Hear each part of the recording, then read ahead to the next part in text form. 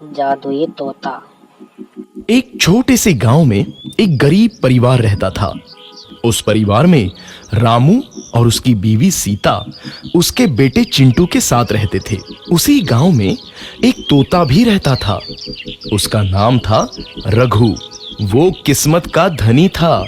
जहां भी जाता वहां किसी भी चीज की कमी नहीं पड़ती थी।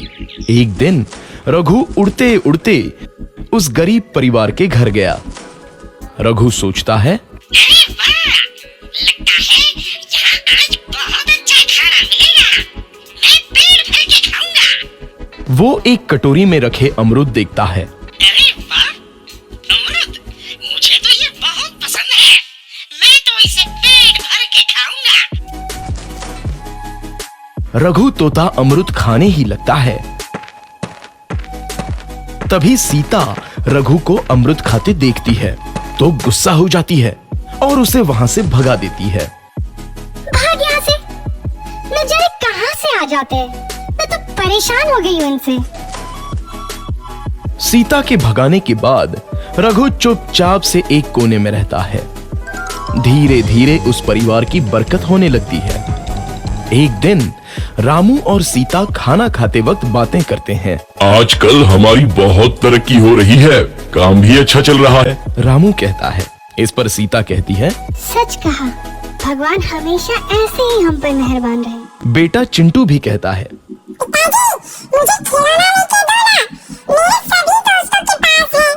रामू कहता है, ठीक है, जरूर लाऊंगा।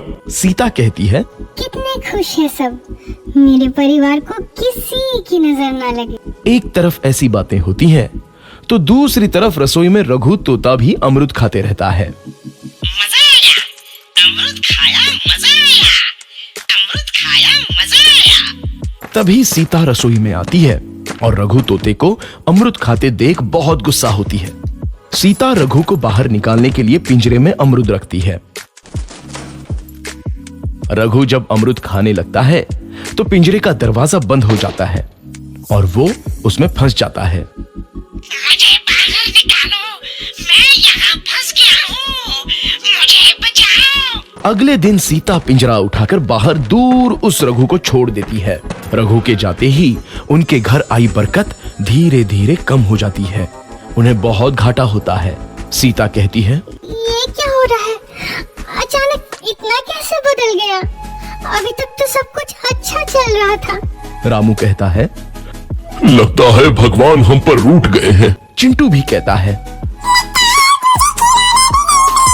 और वो रोने लगता है और बाहर चला जाता है। कुछ दिन बाद रघु तोता फिर से उस घर में आता है। वापस आया, मैं वापस आया, अब मैं जमकर अमरूद खाऊंगा। रघु सीधा रसोई घर में चला जाता है और अमरूद खाने लगता है। कुछ देर बाद सीता रसोई में आती है और रघु को देख कहती है, एक तो घर में पहले से इतनी दिक्कत चल रही है और ऊपर से ये तोता मुझे और परेशान कर रहा है। सीता रघु को वहां से भगा देती है। रघु उड़कर किसी कोने में छुप जाता है। कुछ दिन बाद धीरे धीरे उस घर की बरकत वापस आने लगती है। काम भी अच्छे से चलने लगता है। एक रात जब रघु तोता अमरूद खाने जाता है तो पिंजरे में फंस जाता है। ये लोग आखिर चाहते क्या हैं? एक तोते को शांति से अमरूद खाने क्यों नहीं देते? मैं कौन सा चोरी कर रहा हूँ? बस अमरूद ही तो खा रहा हूँ। तभी रामू वहां आता है और पिंजरे में रघु तोते को देख उसे बाहर छोड़ देता है। ये तोता भी कितना जिद्दी है, बार बार वापस आ जाता है। जैसे ही रामू रघु को छोड़ देता है, अगले दिन से फिर से उनके घर की बरकत जाने लगती है। काम में घाटा होता है।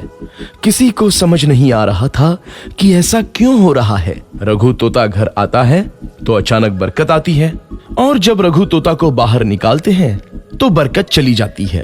एक दिन सीता रघु तोते के घर आने और बाहर जाने की स्थिति पर नजर रखती है। ये तोता जब भी घर आता है तो घर में बरकत आती है और जैसे ही ये घर से बाहर जाता है तो उसी के साथ बरकत भी चली जाती है।